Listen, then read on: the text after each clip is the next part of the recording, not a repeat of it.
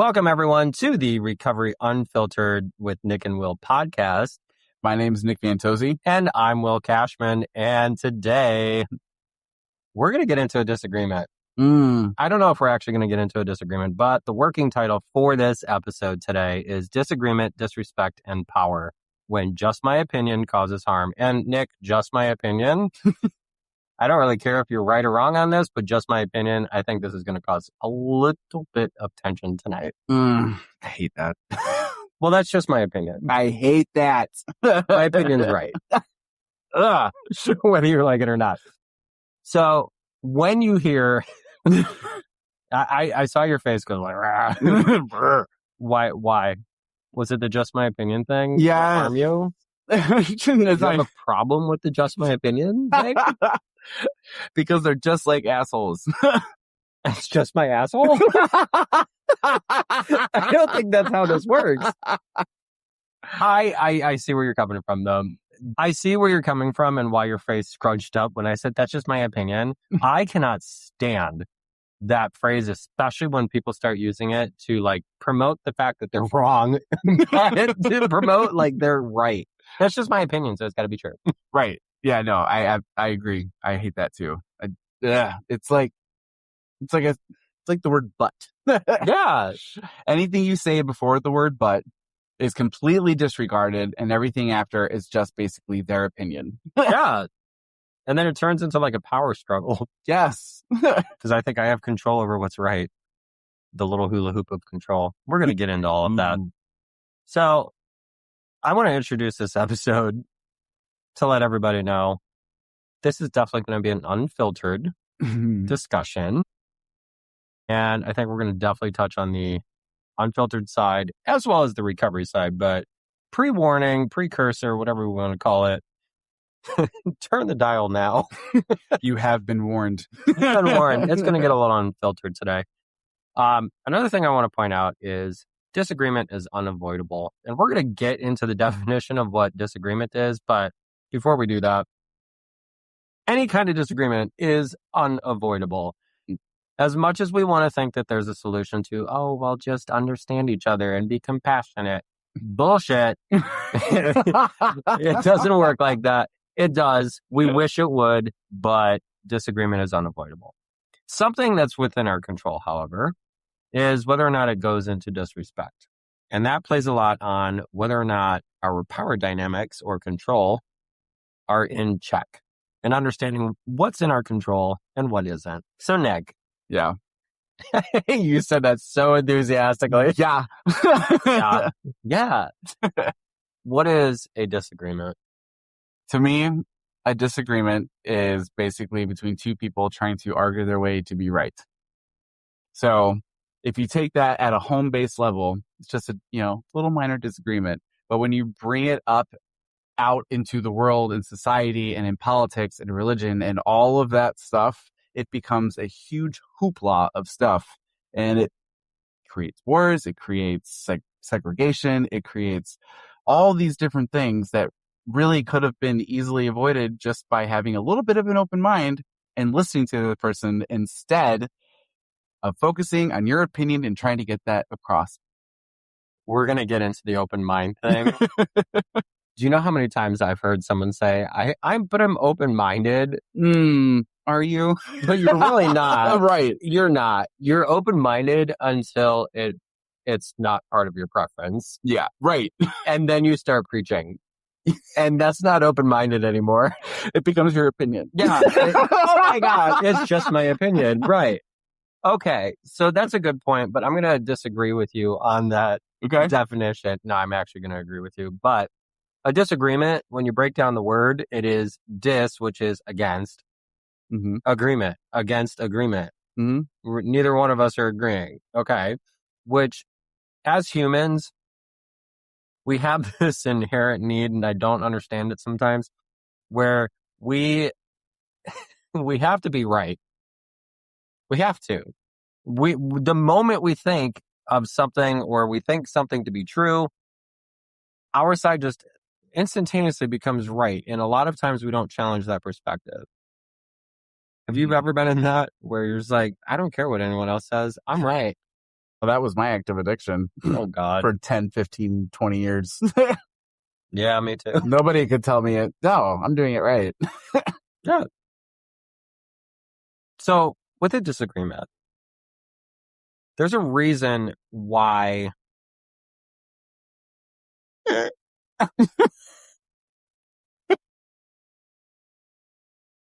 Your brain just like. Yeah, my brain just farted. When we talk about disagreement, I think sometimes what is right and what is wrong within our own personal perspective is up for debate. Okay. Does that make sense? Yeah. Because what I believe to be true, like a core belief or just my upbringing, it could be the religion that I'm part of. It could be a political preference. Mm-hmm. And if I believe that to be right or a moral way of living, then my first instinct is to disagree with someone that doesn't align to that little happy little village that's in my head about what is right. Yeah. All the gummy bear people. That's what's in my head right now. Bunch of gummy bears running around, living free, happy, handing out hugs. Oh, swinging on swings from trees. I can see it. Yeah, cowabunga, dude. They're also from Australia. Yes. Yeah. But happy little gummy bears walking around. Everybody's handing out hugs and everybody loves each other and accepts each other, all the things. So if that's my way of thinking, of course I'm going to disagree with someone that comes in and says, fucking kill all the gummy bears. No, don't kill the gummy bears. I love them. Don't take them away. So I'm going to disagree with their actions or their feelings or their opinions of my little gummy bear world. But there is a way to disagree without coming across as mean or hateful or spiteful or, there is a way to do that. Okay. Why might someone get defensive during a disagreement? Because they may not feel like they're being heard. That, like, kind of what we've talked about is that their opinion, the other person's opinion, is the only one that they're trying to get across, and they're not listening to them. Then that other person starts not listening to them and start doing the exact same thing, which then just... That's exactly it. Like, so when we have disagreements, the thing that I'm advocating for that I think is right, and I just talked about it, like the gummy bear world, the happy little gummy bear world, that's a part of my identity. And listeners, I don't actually think that there's like a happy gummy bear world. That is my like happy world, is we all just get along, we love each other, and it's like a bunch of Mr. Rogers walking around all the neighborhoods. But we'll get into that, but I want to talk about a utopia after that. But yeah. Oh, yeah. Utopia? Yes, I will. Yeah, I want to go into that later in the episode. But yes, please continue. Utopia. It might be a little bit of dystopia there, but I do believe that humans are capable of like agreeing to disagree or disagreeing to agree, whatever it is. I seek balance in life, and I truly feel that as humans, we have the capability to see through each other's differences and just find similarities and be okay with it. Mm-hmm. I don't have to agree with everything, but I don't have to dehumanize you just because I don't agree with something. Right. So the things that I think in my own head, the happy-go-lucky little world that I live in, that is a part of my identity. It's how I get through my life. And typically a variance from that, or when someone doesn't agree with that, yeah, it can feel like it's an attack to my core, because that's what I live with inside my own inner perspective. Right. I'm a happy person. Truly. Yes, he is. And I also love gummy bears. That is my favorite candy. Listeners, bring me lots of gummy bears. I think it's also ego. In a disagreement. Yes. Yeah, it definitely plays a role in that, because people feel like their ego is being bruised or hurt or confronted in a way where it's just like, oh, no. Yeah. How dare you disagree with me? Right. Right. Right. How dare you have another perspective? Damn. And if that's the case, seek therapy. Well, see, but one can disagree with that too. This is going to be a unique episode. This is definitely a unique episode, but I think it needs to be talked about because I think the way that we approach disagreements is this passive, like, okay, well, we can just agree to disagree, but that is so incessantly passive. Oh, yeah. That a lot of times we're just saying that and walking away from each other. Still, nothing has changed. We're still walking away like, he bruised my ego. I'm still right. Fuck him, But that's not the case. When we have a disagreement, the goal, if we're doing this effectively, if we are actually hearing other sides and being accepting and open-minded, then we should have no problem accepting another perspective that isn't our own. Right. Exactly. Period. Cool. Yeah. So let's talk about this. Okay. What subjects tend to feel deeply personal for you? For me? Like today. I'm a simple guy. Religion and politics and stuff don't really do that for me. Because it's its own mess. I'm good. Interesting. Yeah. But for me, like if somebody tries to tell me that I did something wrong or that I did something that I didn't do, that is what sets me off. Okay, dive deep because I want to know what you mean by this. Okay, so tell me more. I will tell you more. Can you tell me what that looks like? Did I just counter you? Yeah.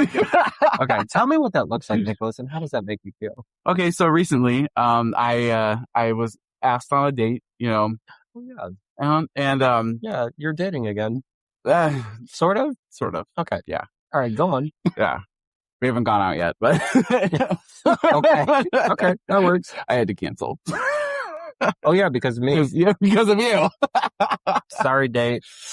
Oops. No. So I didn't tell my parents because I haven't really seen them, and I live with them currently. So I didn't tell them that I was going on a date, and my mom asked me what my plans were for the next day, and I said, well, I have this to do and this to do, and I'm going on a date and blah blah blah. And she's like, a date with who? You didn't tell us. And I'm like, I was like, I'm sorry, like I haven't really seen you guys. She goes, you watched a show with us last night. I'm like, yeah, we were watching a show. Like, so, and then she asked how I met him, and I was like, oh, like, like Facebook. He added me as a friend on Facebook. It wasn't Facebook dating app. I'm not on any other dating apps. Good. But, yeah. We can agree to disagree on that. Yes. But yeah, so that's kind of how he found me and started talking to me. And she's telling me, she's like, this is really sneaky. Like, you're being really sneaky. And I'm like, that's an attack. I'm like, no, I'm not. No, I'm not doing that at all. And she's like, yeah. I'm like, no. And like, I got defensive and I got heated real quick. And I said, you know what? I'm going to bed. I'll talk to you guys later. Okay. So that, I just screamed the word at you. That's an attack. That is an attack. But it was personal. Why? Tell me why. Because, okay, so like, especially in active addiction, like people would tell me that all the time. And they're like, well, you did this. I'm like, nope, I did not. Yes, you did. And they would get so angry with me and it would start a fight. And I'm like, and then it would just turn into this huge brawl thing. And I'm like, no. And, drugs, not sleeping for days, not eating. I've been up for days.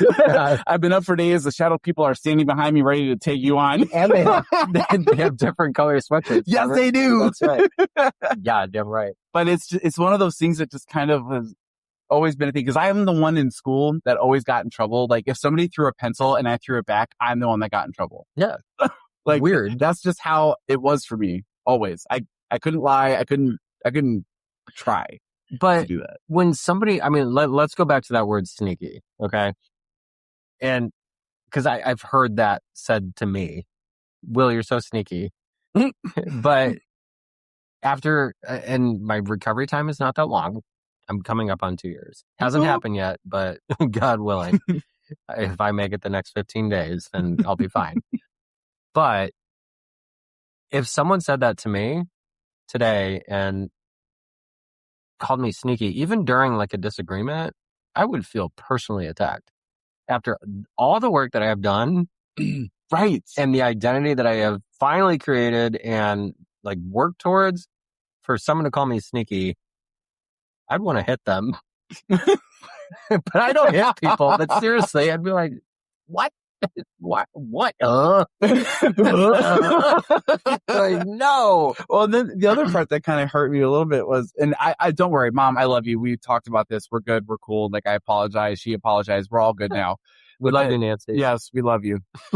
But then, then like right before I went to bed, she goes, trust Nicholas. And I'm like, ooh, I'm like, I'm done. Okay. So that's that borderline of where disagreement, and ultimately what if Mom would have, and Mom, really, we do love you, but we're going to talk about you. So what if Mom would have just said, hey, Nick, are you sure that you are ready for this? From my perspective, I don't know if you're ready to be dating again. I can't determine for you if you are or not. Only you know that, but I'm concerned. How would you have felt? A completely different conversation and completely different feelings. Yeah. What if the world talked like that? Could you imagine? Are we allowed to say Donald Trump's name on here? We just did, didn't we? Sure, we did. Okay. So I would. The world would crack. Yeah, I know, right? But I want to take that same argument and go, let's lean into politics here. Okay, here we go. Where's our biggest split right now in the United States?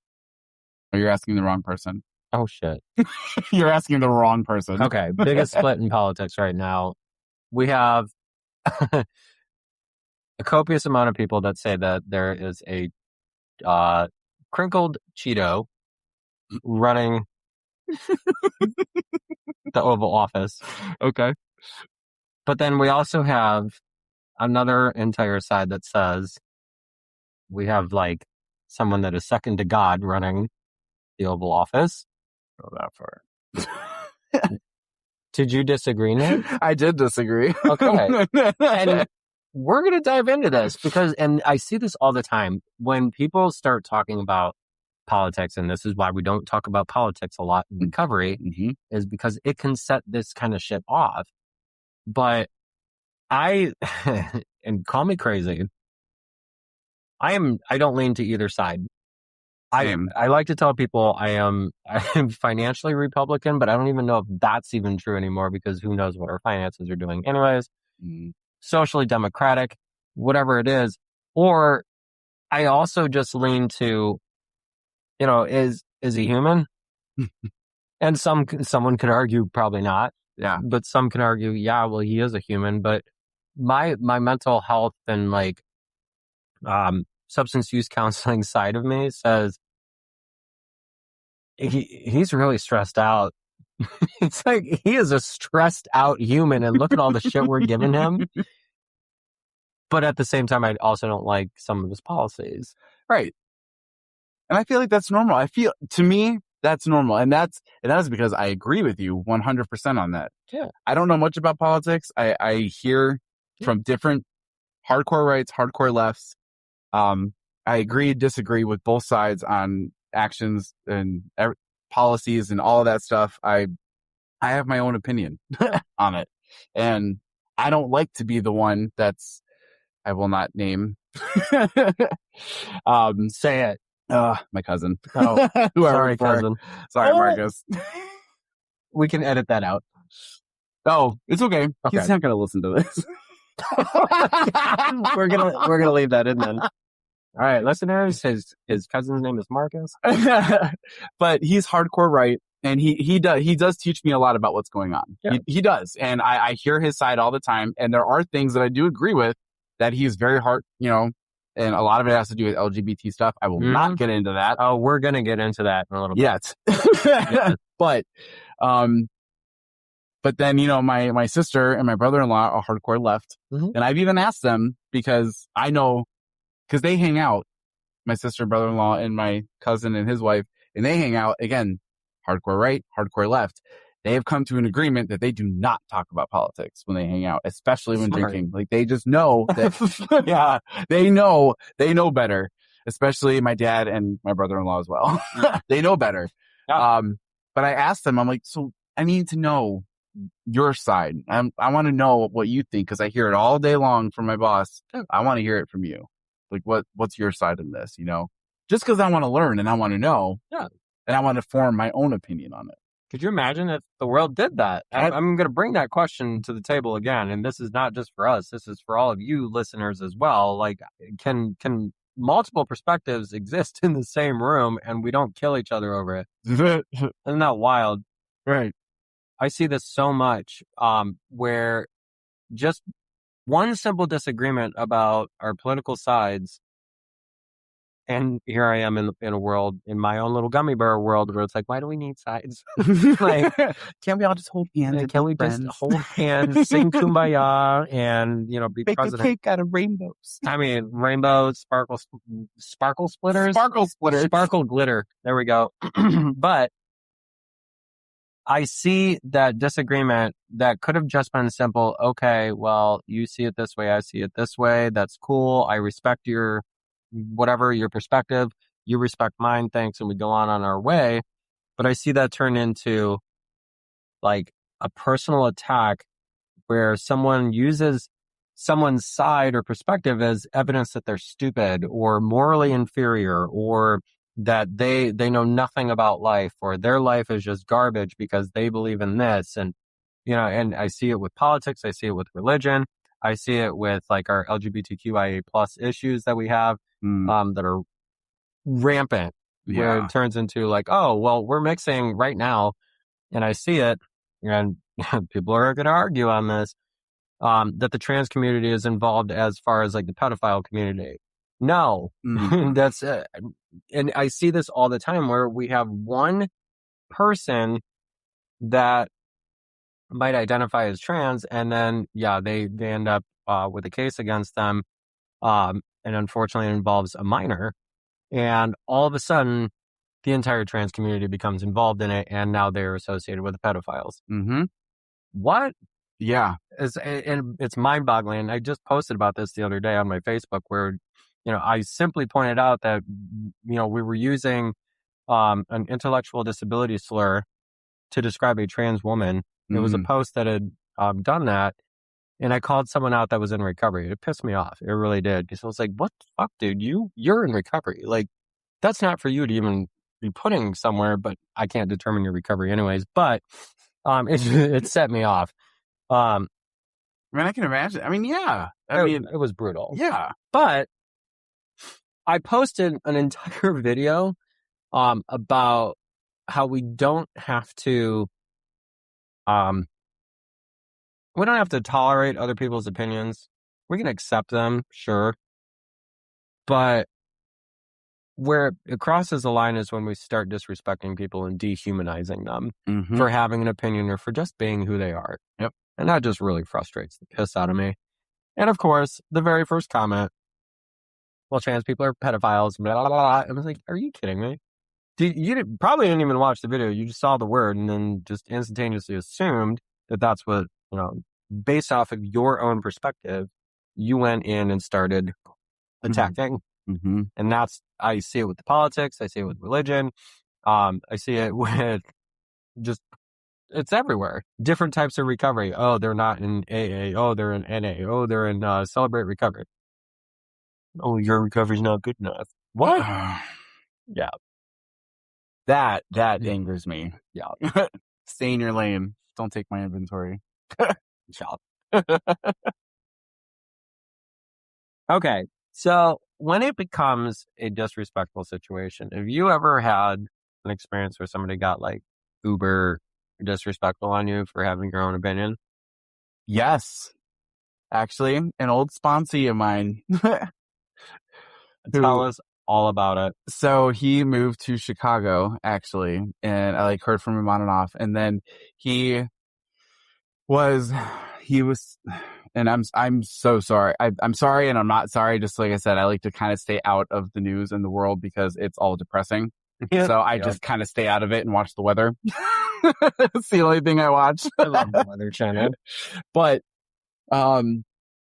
he was going off about the war that was going on. Where was it? I don't even remember. over yonder. over yonder Yeah, somewhere. And he started going off about it. And I was like, oh, okay. And he was like, what was that face for? And I was just like, I was like, I'm sorry. I have so much going on that I don't really pay attention to that. And he goes, what? And I was like, yeah, I just like with being in recovery and trying, and I was in school at the time and I was studying a lot and I basically had no life and this and that. And he was like, how can you not have an opinion on this? He goes, people are dying over there. I'm like, that part hurts though. We understand that. I was like, I get that. And I understand that. I said, but at the same time, like, what can I do? What can my one self do about that by thinking about it and posting it everywhere? Right. What is that going to do besides get me a little bit of riffraff possibly and drama that I don't really need right now? Right in the comments, you know that it's going to turn political. Right. Someone's going to drop that comment. Either a troll or whoever is going to drop that comment. Oh, well, the orange Cheeto did it.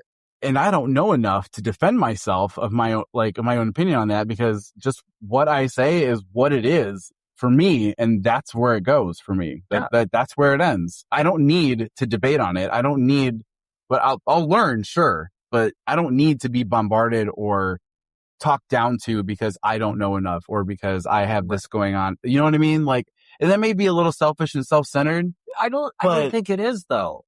You just think a different way. Right. That's what it boils down to. You think a different way. Mm-hmm. And that's when that gets attacked again. We talked about this. It starts to feel personal because it's like, I can't help it. I think a certain way. Mm-hmm. What do you want me to do about it? You know, and the answer to that, change it. No, I'm okay with how I think. Right. You know, and if I choose to change my opinion, I will change my opinion. But that's within my little hula hoop of control. Right. That's it. You don't get to change that. I do. And I see that again, like when we look at comments and some of the crazy shit that people say on Facebook and social media. And it reminds me of the meme, the blonde lady like pointing at the cat. Like, like, how dare you eat salad, you know? It cracks me up because that's what I feel like it sounds like, or that's what it looks like in these comments where it's just like, oh my God, these people are insane, freaking nuts. It's mind-boggling to watch this unfold, especially when it's about politics, especially when I see different posts about just like trans visibility. You know, that topic honestly has been weighing a lot on my mind. These are human beings. Mm-hmm. And if you're listening and you don't think I'm sorry, that's your own opinion, go for it. But I'm going to disagree with you if you think that they're not human. They're human. Mm-hmm. They're human. Yeah. And I'll put another one out there, and you're probably not going to like this. We might lose listeners for this. Pedophiles are human too. They are. And I understand that what they do and what they've done is not great. No, it's not great. Someone gets hurt in that process. Mm-hmm. And I think that's where like some of our core beliefs come in, where it's like, yeah, there's a vulnerable population getting hurt. It sucks. That's trauma. That's a lot of different things. And I can understand why the world views that as like inherently wrong. It is wrong. It is wrong. Don't take that away from a child. Don't take away, forward progression in their life and cause trauma like that. It's just not right. Right. No, it's not right. I got another opinion. Uh-oh. You might disagree with. I believe that pedophiles have the ability to recover. With the right therapy and with the right community and with people that understand that they're human and under the right supervision. Under the right supervision, yes. Yeah. I do agree. I agree to disagree. No, I do agree that people can change. If people want to change and want to put forth the effort to change, they can change. But if we're trying to sit people down in a room and say, here, look at this, change that, they're not going to change. Yeah. It's like the same thing with recovery. You can't force recovery down somebody's throat. They have to want it. I agree with that. And that's why I do believe that they can. I think they can. But society paints a very awful picture of them. And again, not excusing the behavior. So listeners, I want to make that clear. I am not excusing that behavior. What I am looking at is, we as humans make some dumb mistakes. some really bad mistakes, some hurtful mistakes. We've all done things that have hurt someone else. But what happens when we don't have the ability to rectify that, when we don't have the ability to change for ourselves? It can hurt us too. And, when we're robbed of that opportunity to try to make a difference, and if I would have, I'm grateful that I found recovery, but if somebody would have told me you're not the right fit for recovery, well, this podcast is over. We'd be dead. Right. We wouldn't exist. All right, let's go use. Right. Because it's easier to do that. Right. But when somebody shows you a different way, and that's why I say, and it's not just pedophiles, it's people that any kind of crime. Let's look at that.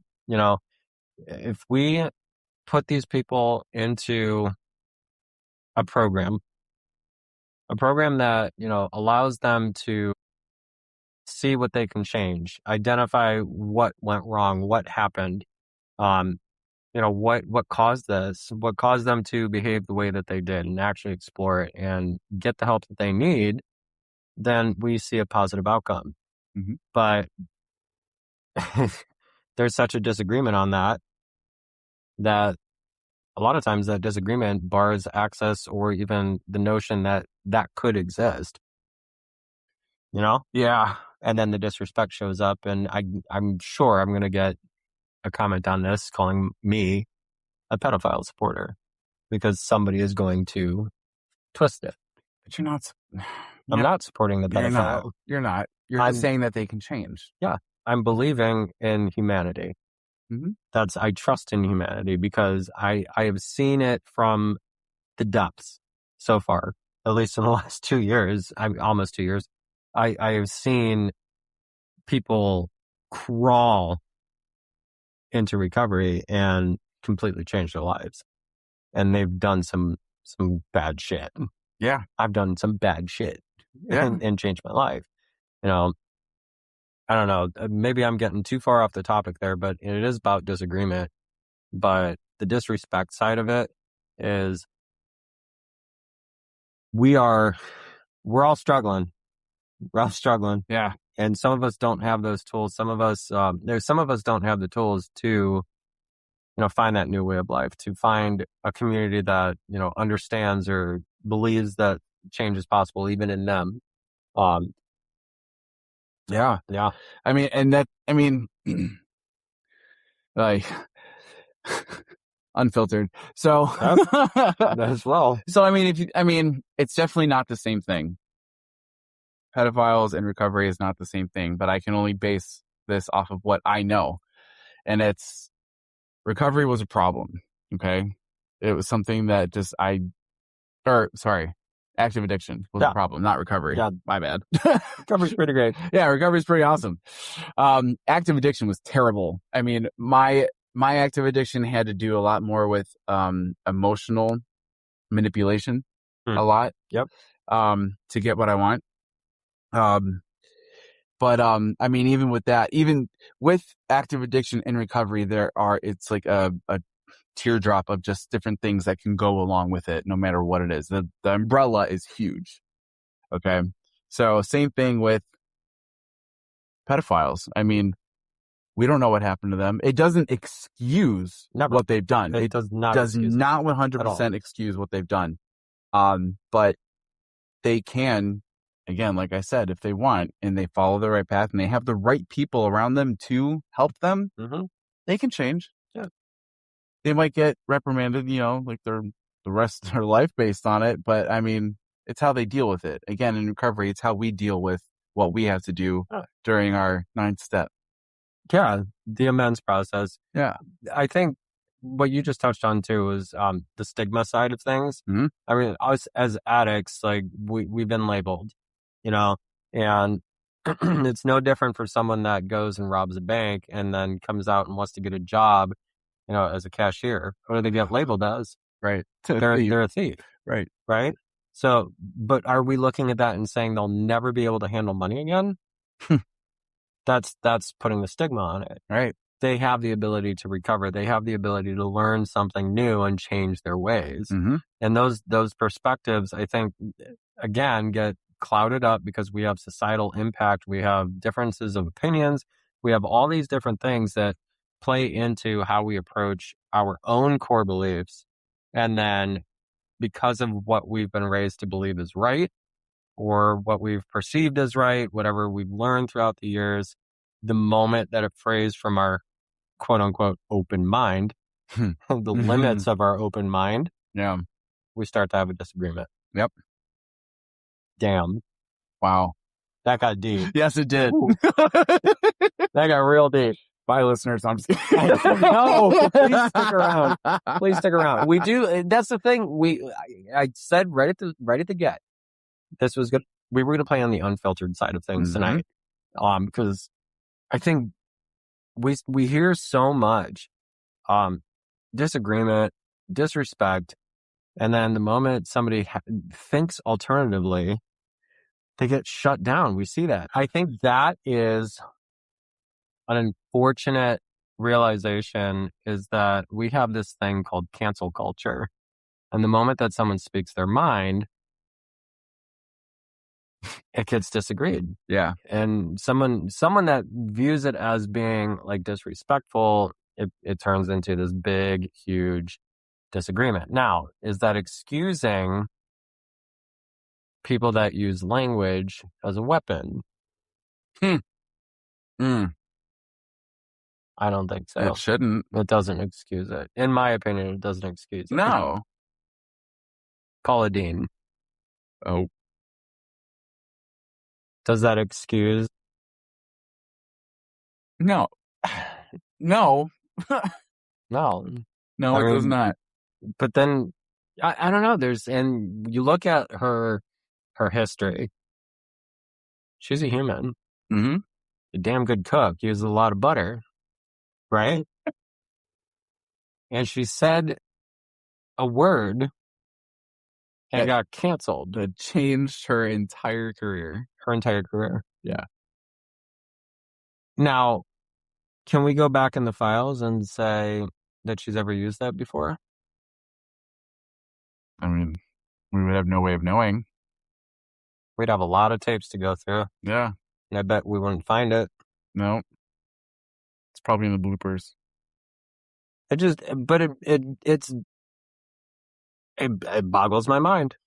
Yeah. Because, like, what do you do after that? Like, imagine also being, like, in high school and saying something to your teacher behind her back and she hears it, or he hears it, and you get in trouble for it. Do they kick you out of school for the rest of your life? No. And tell you you're never allowed to go back to a school again because you used a specific word against the teacher? No. But Paula Deen loses her entire career, her entire life, everything that she lived for and does, because she made a mistake and said something that she shouldn't have said. That's the disagreement. That's the disrespect. Mm-hmm. Does it excuse the behavior? Absolutely not. No. That word, I mean, again,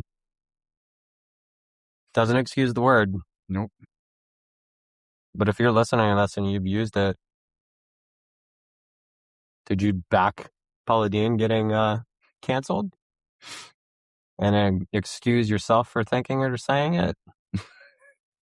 I mean, that's a reality. All these different things that we are disagreeing with in this world. That's why I was talking about that meme, that lady pointing at the cat. It is so true what they say about those three fingers pointing back at you. Oh, yeah. So quick. Make sure that we're pointing out, look at what you did wrong, look at what you did wrong, and we use that as an attack against our own opinions. We determine their value. Mind-boggling. It is. It's a lot. How do we express that we feel disrespected without it causing more disrespect? Without causing more disrespect? Yeah. Using the I statements. Tell me about I statements, Nick. I feel, I think, and it for me, I didn't really know. I kind of wish I would have known about it in active addiction, but I did not. I used the word you a lot. You. Where's Toby Keith? Oh, he's dead. Oh, He is, but that was such a good song. You. Let's talk about me. That was I loved him. but no, like, I, even in relationships, I've noticed, especially in recovery, I've noticed, like, I have to start using I statements, like, well, I feel like this, but I always get tripped up when I say, I feel like crap when you, and I'm like, I can't, like, and it's like, oh, it's double standard. Is that what that would kind of be like? Or is I mean, double standard, but at the same time, you're calling them out. Right. So, like, the way I would have to word it, like, I couldn't think so fast, and I'd have to process it and think about how I wanted to say it. And they would get mad at me. They're like, why aren't you answering me? Like, I need to know. And I'm like, you can wait a minute so I don't piss you off, or so I don't escalate this even more. Piss you off. Yeah, you're already doing it. Right. Right. So, the I statements, I feel like crap when this situation happens. And that's like the workaround of pointing that finger and saying you in that sentence. I feel, okay, so I want to try this. I feel disrespected. I feel disrespected when I am interrupted. I'm not saying that you interrupted me. I'm just saying. It's literally just like, if anyone's doing interrupting, it's me. Shut up, Will. I know. I feel disrespected because of how you just shouted at me. True statement. No, it's not true. But there's a working language for expressing how we feel.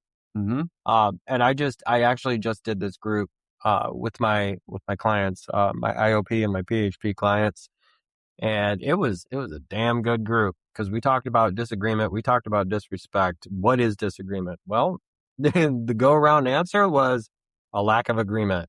Oh, okay, cool. And one side thinks this, the other side thinks this, and all of a sudden neither one are right.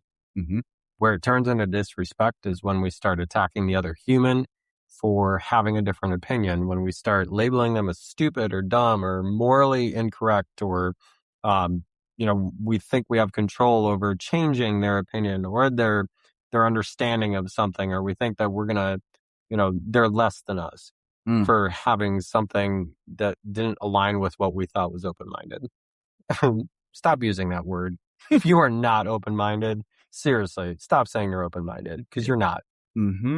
We like to think that we are, but right up until the point that we feel discomfort. No.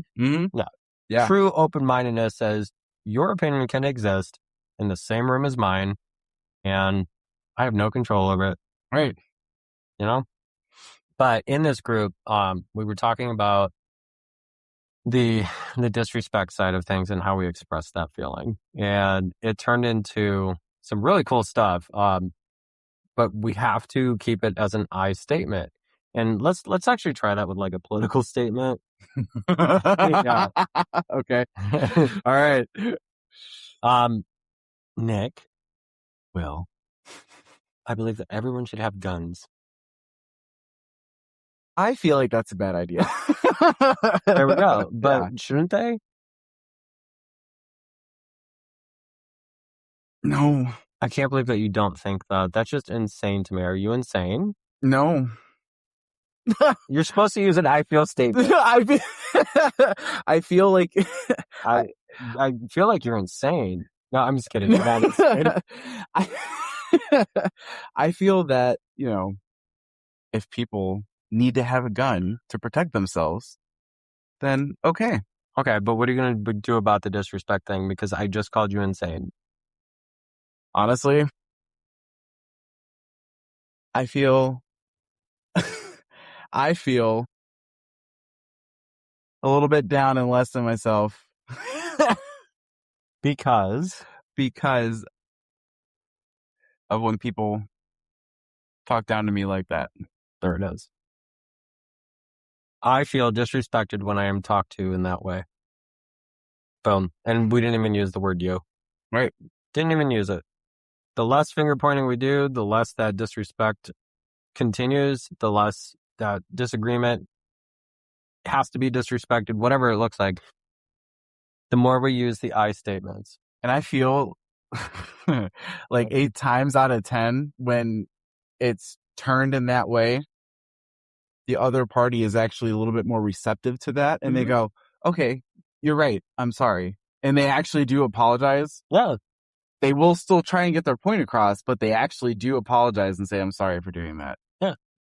And I can get my point across and not treat you like shit in the process. Mm-hmm. And it doesn't always have to even make it across. I can just simply state my side of what I view as my perspective. Crazy. Could you imagine a world? There's that question again. Could you imagine a world where we could all just speak our mind and everybody was just okay with it? My God. Utopia. Yeah, it'd be utopia. Oh, yeah, you said we're going to talk about utopia. What is utopia other than this old bar in Youngstown? So I was actually talking about it with TJ today. My friend TJ from work. Hi, TJ. Hey, TJ. So I was telling him, because we were talking about, what would a world be like? Because he was driving and people were just being stupid. He's like, what would it be a world, and people just didn't pull out in front of other people or use their turn signal, do this. And I was like, that'd be utopia, where everything works seamlessly. And I'm about to bring out my favorite show in all time, Charmed, when they created Utopia. And they thought it was so good and so great and everything was seamlessly and everything felt good and everything was great. And until they realized that they were deleting people out of the world that were causing conflict. You're doing more harm. Which was actually the conflict. Right, which is a greater harm because of people causing conflict, which was the main conflict of it. My head is reeling from that, but yes. So a perfect world will never be perfect. Non-existent. Because we will judge every person in it that phrase from the open mind that we think we have. Because it doesn't align. Being perfect is being perfectly imperfect. That... Say that 4 times fast. Okay. So when it comes to conflict in families, let's talk about that. Okay. There's this word that I like to use, and it's tolerance. We're going to talk about the difference between acceptance and tolerance here. Okay. Because this is how disagreements can actually channel into okay, we both walk away with our own perspectives. In family dynamics, I think we tolerate disagreements without realizing that we don't have to. Okay? I hear this a lot too. Sorry, I was just thinking of my family. Oh, God. Here we go. I hear this a lot where it's, I will tell people about my family Christmases and we have great Christmas time. Okay. Good. And it's wonderful. And we do the Christmas Eve thing. We do the Christmas Day thing. And people look at me like I have blue cheese crumbs all over my hair. Okay. like I'm talking with my ears or something. Oh, really? You do that? I haven't talked to my family in 16 years and I haven't gone to my Christmas because somebody did this and we haven't talked since. What? What? That's a big resentment. Yeah. After cheating chicken. Hey, gotta bring that up. We tolerate disrespect disrespect as well as disagreement and allow it to continue within a family dynamic. And then we see all these families fall apart over the years. And again, I don't want to make this about oh, okay, well, there's unforgivable acts. Yes, there are unforgivable things that occur, but we also have the ability to forgive each other and work through that, move forward. And not spend 16 Christmases apart. Right. How do we approach that? Therapy. That's what works. But how do we approach that? Be an adult and stay calm and collected and use I statements. But period. I mean, Could you imagine a world? There it is again. Utopia. Yeah. Could you imagine a world where families that have had these disagreements for years and years and years, and I see it so much, for years and years, come together one simple day and go, hey, I felt this because of this, and I'm sorry. Or I do see that you see something a different way, and it's okay.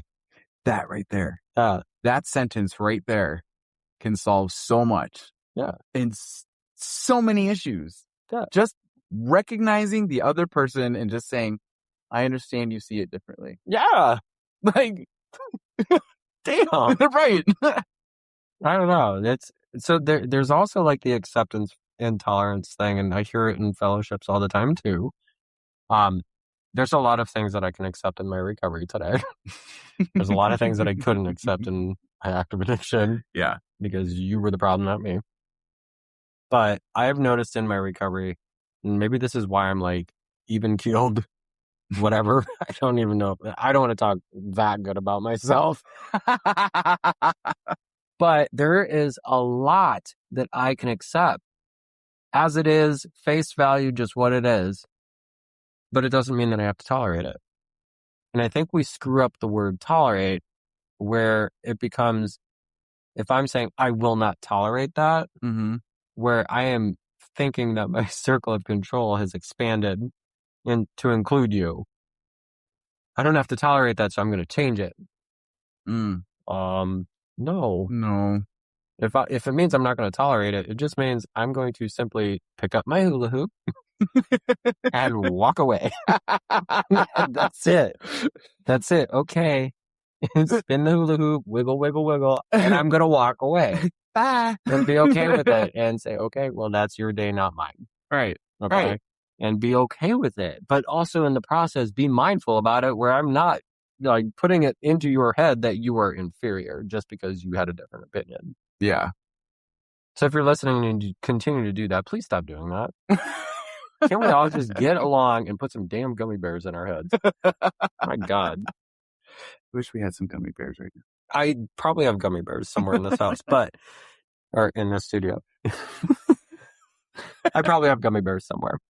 So when it comes to the acceptance versus tolerance thing, or acceptance with tolerance, I can accept just about everything, but it doesn't mean I have to tolerate it. There's boundaries, accountability, and repair involved in that. Yes, most definitely. Yeah. Acceptance is, well, what is acceptance to you, Nick? To me, acceptance, accepting the things that I cannot change. And I hate to quote it, but the willing to know the difference. But wait, I want you to say that again. Did you say willing to know the difference? Wow. The willingness. Willing to know the difference. Not knowing, willing. But when we hear that, it's usually wisdom to know the difference. Yeah. Tell me about willing to know the difference. Willing to know the difference for me, it goes along with that being open-minded. Just being able to just sit there and listen and actually absorb what somebody else is saying and not thinking about what I'm going to say next, because basically what that does is disregard everything of what they're saying, and I'm just trying to get my point across. Interesting. To have an adult conversation, you need to listen to the other person, not just get what you want out. Could you imagine a world? Oh my God. So first off, I've never heard that. So good job. Thanks. That's cool. I've learned something today. The willing to know the difference thing. Because there we go. I'm so bombarded and pummeled with, and the wisdom to know the difference just for today. See? Yeah. I've never thought of it that way. Willing to know if I am sitting here and thinking about what I'm going to say next, I have completely and entirely ignored you. Right. Huh? What? Huh?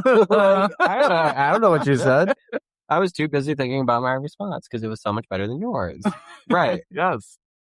Huh. Willing to know the difference. Your name's in it, Will. Where there's a will, there's a won't, because I know how to set boundaries today. I think. Something like that. Okay, so the difference between a boundary, let's reel it in. The difference between a boundary and the attempt to control someone, and I just talked about that, where it's, I will not tolerate this, which is the boundary, does not mean that I'm going to step in and change it for you. I'm just going to change me and what my approach to it is. Exactly. That's how we channel the disagreement into not disrespecting someone and just saying, okay, time for me to go. Your day, not mine. Right. That's that choice that people have. You have the choice and you choose how you want to respond. I got the power. That's right. What does meaningful accountability look like? Meaningful accountability. I want to know your definition of this, and then I'm going to give you some clinical shit. Please do. Because the only thing that comes to mind is actions speaking louder than words. That's the thing that's flashing in my head. Dead on. Say what you mean and mean what you say, and keep your word. Yeah. So if I can respect one person's opinion because I'm open-minded and, it aligns with what I believe in, that means I can respect someone else's opinion that I might not believe in. That's meaningful accountability. Okay. That also means that if I tell, and listeners, be ready, this is unfiltered. If I turn to somebody that identifies as gay and I say, hey, it's cool for you to be gay, and then go trash talk someone that's trans, that's not meaningful accountability. You're just an asshole. Yeah. Period. Thanks, Brene Brown, for that one, by the way. It's in her book, Daring Greatly. Ooh. If you're going to say that you support one group and trash talk another group, all you've done is spread your asshole. Ouch. Yeah. You're just an asshole. Yeah. I think we are all able to disagree. We are all able to agree. At the end of the day, could you imagine a world? True statement. Could you imagine a world where we were just allowed to have our own opinions, regardless of what other people thought? And be able to speak those opinions clearly, effectively, and not fear that someone is going to cancel us or destroy us because we had a differing opinion. It's really that simple. It's okay to think differently. Yeah. This was a cool episode. Yeah, I think that I was a little scared. Me too. When we talked. Me too. Talking about pedophiles, but well, there it was. I think it was cool. Has it already been an hour? Yeah, it's been close to an hour. Wow. Before we leave you, listeners, I want to point out a couple of things that are coming up. On August 14th, the ARC Recovery Fest is occurring at 834 Grant Street. That's in Akron. So, listeners, if you're local, head over to 834 Grant Street. On August 14th at 5 p.m., Great Recovery Fest. There's going to be resources. There's a lot of resources. Vendor tables, food, fun, exciting things, and Colors Across the Sky, as well as Recovery Unfiltered with Nick and Will are going to be there. We are going to be going live, which is really exciting. We're gonna have a couple of guests on that are going to be really cool. I'm hoping that we get Reba McCrae on. She is such a peach. I love her. I'm hoping that she comes on. I hope Rachel Osborne comes on. I hope James Osborne comes on. Some pretty pivotal people within the ARC Recovery Organization. It would be awesome to have them come on. I'm excited. I've never been. And I feel like anyone named Reba is always just going to be a peach. Reba is amazing. So it's actually Reverend Reba McCrae. Ooh. Yeah, and she's the congregational leader for the church that is at 834 Grant Street. Don't get mad at me, Arc Recovery, if you're listening to this. We know what church it is. You just can't think of the name right now, but she is the Reverend, and she is an amazing soul. Amazing soul. Very grateful to have her in this universe. Also, August 15th, the Colors Across the Sky, The Journey of Hope book signing, reading, meet the author, me, Will, is coming up. That's going to be at the JADFA House, Just a Dad from Akron, the Recovery Community Organization, 916 Kenmore Boulevard. That starts at noon, goes until 12:30. I know I've said 12:30 in the past a couple of episodes, but that is incorrect. It starts at noon. Starts at noon, goes until 2:30, everyone. And that is also Will's 2-year anniversary. Oh, God. If I make it. Come show him some love. Yeah, it's going to be a blast. But that's going to be a cool thing. Also, every book sale from now until August 15th, 2027, 5%, literally 5%, every single sale is going back to the JADFA House to keep the lights on, to help the rest of the community around them. Kenmore Boulevard community, very excited about that. So all those links, Arc Recovery Fest, JADFA House, my book links are going to be down in the event, or nope, not the event, the episode description. There we go. As well as our links to our Facebook page for the podcast, as well as Colors Across the Sky. This podcast is not free to produce. We are on Patreon. If you would be willing, head over to patreon.com/the Recovery Unfiltered podcast. Give us some support. Show us some love. It's $5 subscription. If you are willing, that would be awesome. It does help us. It keeps this podcast rolling. It pays our host. It keeps our equipment not so dusty. And it keeps us talking. We're going to talk anyways, regardless, but it does help support us. So check that out. Yeah. Thank you guys again. I didn't get to say thank you, but thank you guys so much again. Seriously. We didn't expect this to be like this, to blow up this quickly. We got some great guests coming on. Very excited about those, in the future. Yeah, I mean, we're super excited to be doing this. I mean, this, people always say, find a job that you don't feel is like work, Yeah. And this doesn't feel like work. This is something that I actually get to, we get to do, and just sit here and just talk recovery on topics. And it's, it's amazing. Mind blowing. But you followers are a big part of that. So thank you so much. Yeah. Thank you so much. Subscribe. Please subscribe. Give us a follow and share the word. Tell people about us. Also, Nick, you talked about guests upcoming next week. No, not even next week. Monday. It's coming up. For episode 7, we have Pej Algamandan that's going to be joining us from Pej's Recovery Corner. Very excited to have him on. He's out in California. He's an interventionist. Very excited to have him on. We have Hunter Carneal coming up next Friday. Normally we don't have a guest on Fridays, but given Hunter's schedule and our schedule, Hunter Carneal is a very talented musician from Akron, Ohio. So we're very excited to have him come on. He's also been in recovery for quite some time, and does a lot for the community, very involved in it. So we're very, very thrilled to have him on, but he will be on for next Friday. And then next Monday, or the following Monday, we have Christine Russo from Netflix's The Crash. She is local and near and dear to my heart with Strongsville.